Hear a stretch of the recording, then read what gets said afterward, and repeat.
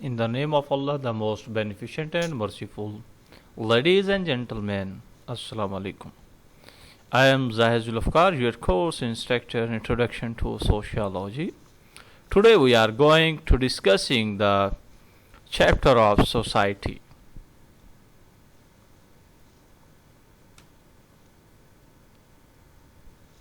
Society, there are different definitions given by the different sociologists about the of the society. So according to Karl Marx, the Karl Marx is the father of the communist and the Marxist or socialist school of thought. According to Karl Marx, society is all about social conflict that arise as people work within an economic system to produce material goods. According to Weber, the power of ideas shapes society. Weber constructed the traditional thinking of simple societies with the rational thought that dominates complex societies today.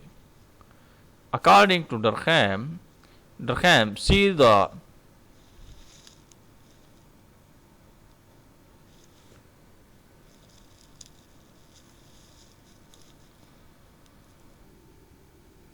according to Durkheim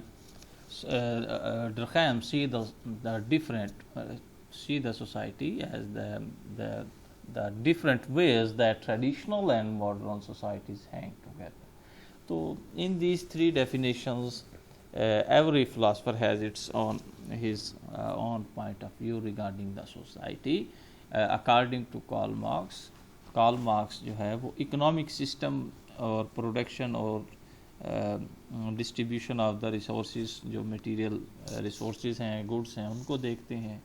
जो weber हैं वो thinking के लिहाज से society को देखते हैं और जो डरखैम है वो ये देखते हैं कि जो ट्रेडिशन से मॉडर्न सोसाइटीज़ तक का जो सफ़र है वो कैसे है.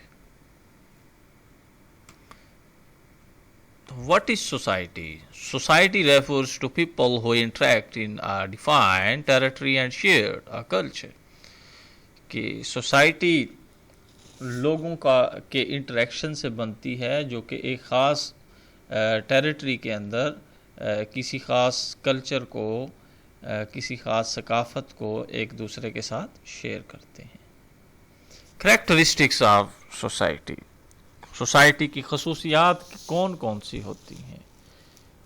The first one is likeness, the differences, interdependency, cooperation, conflict, large group, web of social relationship, permanent nature, society is abstract, society is dynamic, comprehensive culture, limited territory. These are the characteristics of the society. कि society के अंदर जो है ये मुख्तलिफ लोगों का मजबूआ होता है जो कि आपस के अंदर वो कोऑर्डिनेशन करते हैं, उनमें कॉपरेशन होता है, एक बड़ा ग्रुप होता है और वहाँ लोग इकट्ठे रहते हैं और ख़ास टाइम तक रहते हैं. मतलब है कि परमानेंट सेटलमेंट होती है उनकी और उसमें लोगों के अंदर इख्तलाफ भी होता है, डायनामिक्स पाया जाता है. जहाँ वो ताउन करते हैं वहीं उनके दरमियान में लड़ाई भी होती है, जहाँ उनके दरमियान में यकसानियत होती है वहीं डिफरेंसेस भी मौजूद होते हैं. तो कल्चर, ये जो सोसाइटी है इसके अंदर जो कल्चर है वो बड़ा अहमियत का हामिल होता है कि हर सोसाइटी का अपना कल्चर है. मसलन एशियाई कंट्रीज़ हैं उनका अपना कल्चर है और जो जो जो यूरोपियन कंट्रीज़ हैं उनका अपना कल्चर है. जिस तरह पाकिस्तानी सोसाइटी है इसका अपना एक कल्चर है और उसके मुताबिक लोग रहते हैं. और इसी तरह आप देखें अरेबियन ममालिक हैं तो उनका अपना कल्चर है, इंडियन है तो उनका अपना कल्चर है. तो सोसाइटी टू सोसाइटी लोगों का कल्चर वैरी करता है और उस कल्चर के मुताबिक वो लोग ज़िंदगी गुजारते हैं. लेंस्काय ने इन्होंने ये एक फ़िलासफ़र हैं जिन्होंने सोसाइटी को ٹیکنالوجی کی بیس کے اوپر انہوں نے بتایا ہے کہ مینز آف پروڈکشن کی وجہ سے موڈ آف پروڈکشن تبدیل ہوتے ہیں، اور انہوں نے بتایا کہ جیسے جیسے ٹیکنالوجی آتی ہے، جیسے جیسے یوزیج آف دا ٹولز بہتر ہوتا ہے، ویسے ویسے موڈ آف پروڈکشن بھی تبدیل ہوتا رہتا ہے. تو یہ کیا ہے، یہ اس کو ہم کیا ہمیں بتانا چاہتے ہیں، یہ نیکسٹ سلائیڈز کے اندر یہ مینشن ہوگا. It describes how technological development has shaped the history of the human society. کہ ٹیکنالوجیکل ڈیولپمنٹ نے انسانوں کی تاریخ کو کیسے ڈیولپ کیا، اور کیسے انسانی تاریخ جو ہے وہ اس کے نیو انوویشنز کے لحاظ سے، نئے ٹولز کی وجہ سے کیسے کیسے بہتر ہوتے گی.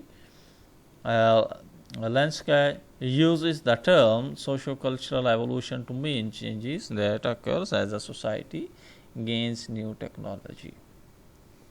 Types of societies. Yes, there are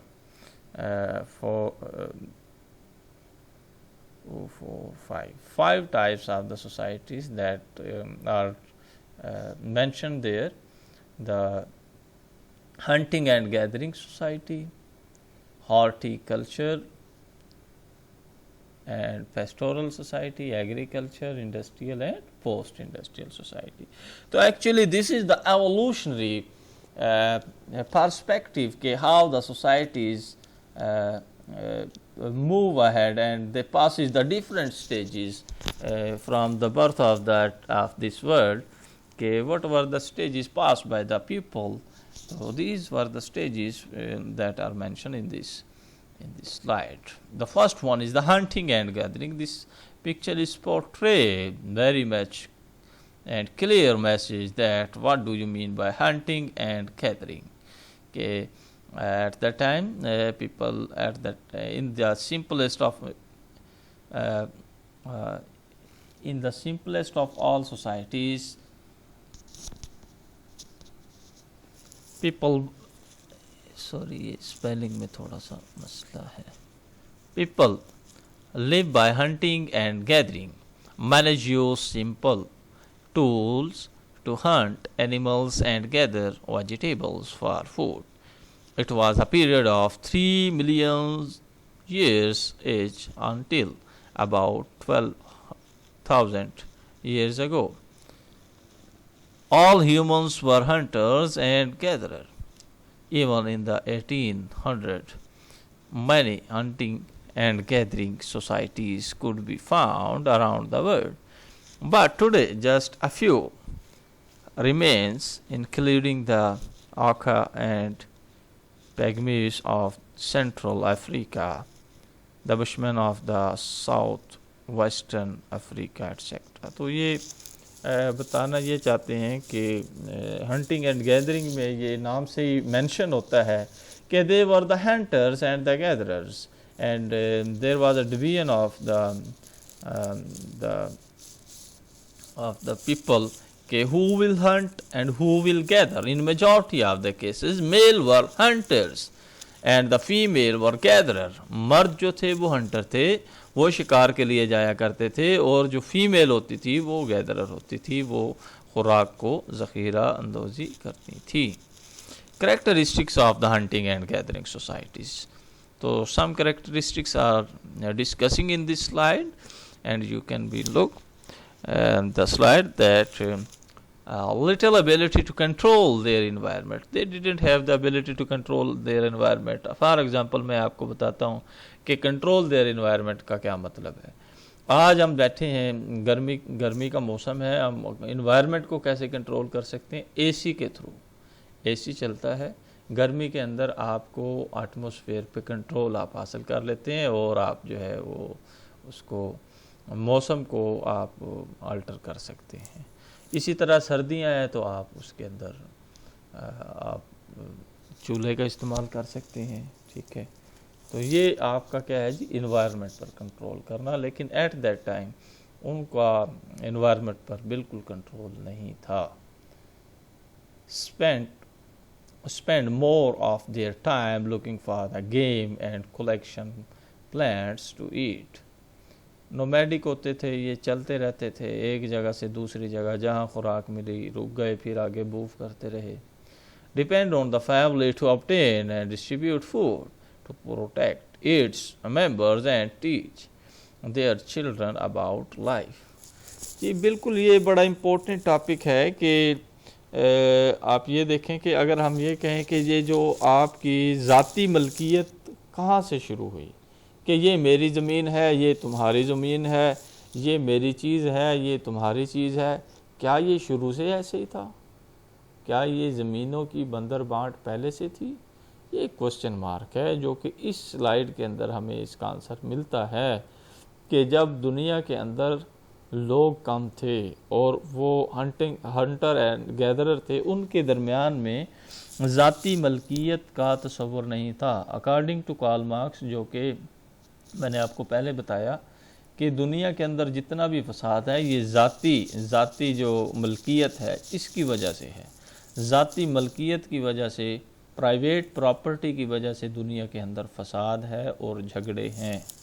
تو اس وقت ایٹ دیٹ ٹائم تمام لوگ جو میل ہوتے تھے وہ ہنٹ کر کے لایا کرتے تھے، اور فیملی کے اندر ایک آدمی ہوتا تھا جسے کہتے تھے بگ مین. وہ تمام لوگوں سے چیزیں لے کے برابر ڈسٹریبیوٹ کر دیتا تھا. ہنٹرز کی اور جو گیدرر ہوتے تھے ان تمام چیزوں کو ایکولی ڈیوائڈ کر دیتے تھے.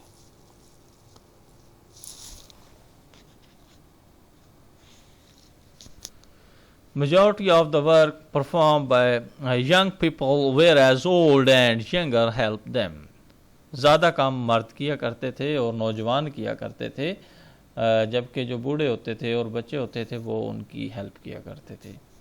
ویمن گیدر ویجیٹیبل، بالکل خواتین جو ہیں وہ ویجیٹیبلز کو اکٹھا کیا کرتی تھی.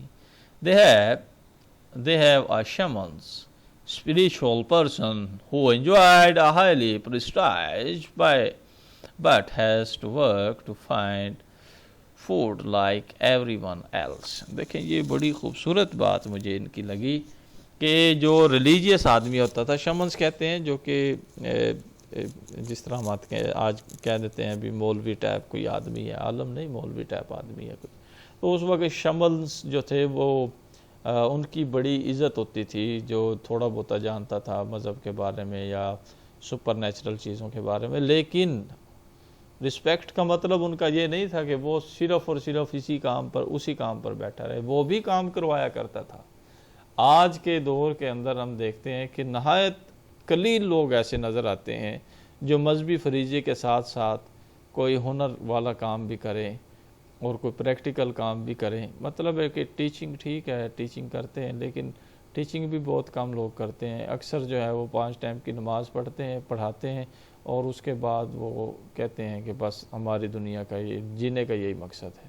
تو اس وقت جو شمنس تھے، اتنی قدیم دور کے اندر وہ لوگ مذہبی فریضہ جو لیڈرشپ تھی، ریلیجیس لیڈر تھے، وہ اس وقت ریلیجیس لیڈرشپ کی جو ذمہ داریاں تھیں، وہ سٹیٹس جو تھا اس کے مطابق کام بھی کیا کرتے تھے، اور ساتھ کے اندر آپ یہ دیکھیں کہ وہ اپنا کام بھی کیا کرتے تھے اور ارننگ بھی کیا کرتے تھے.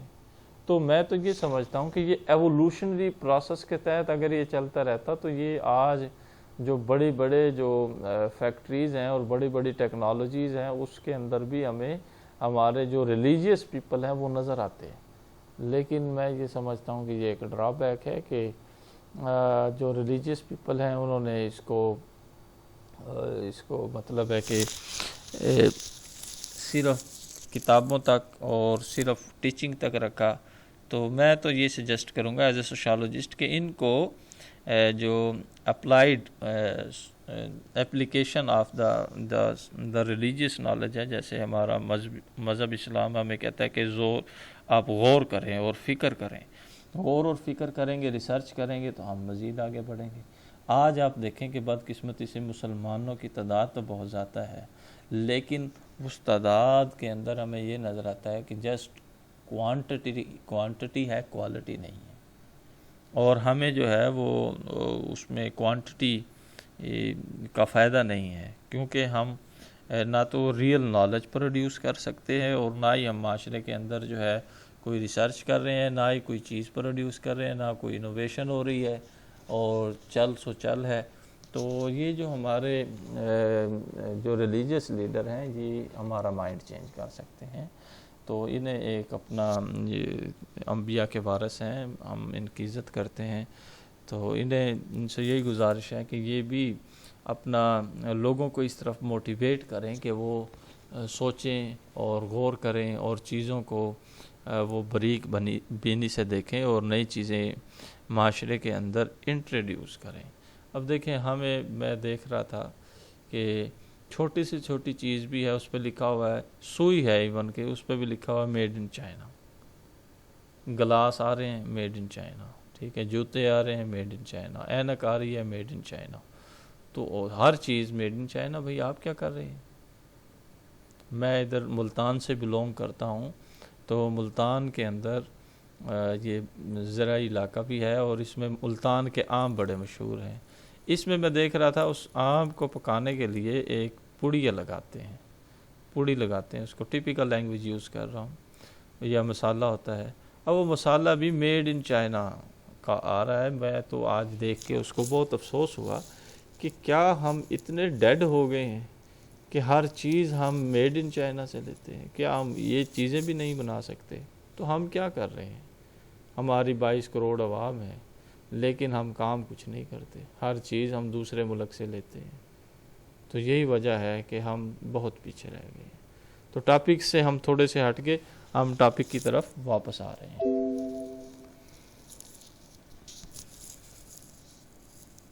اچھا، یہ جو اپنے ہنٹر گیدرنگ کے لیے یہ سمپل ٹولز استعمال کیا کرتے تھے۔ The next one was the horticulture and the pastoral societies.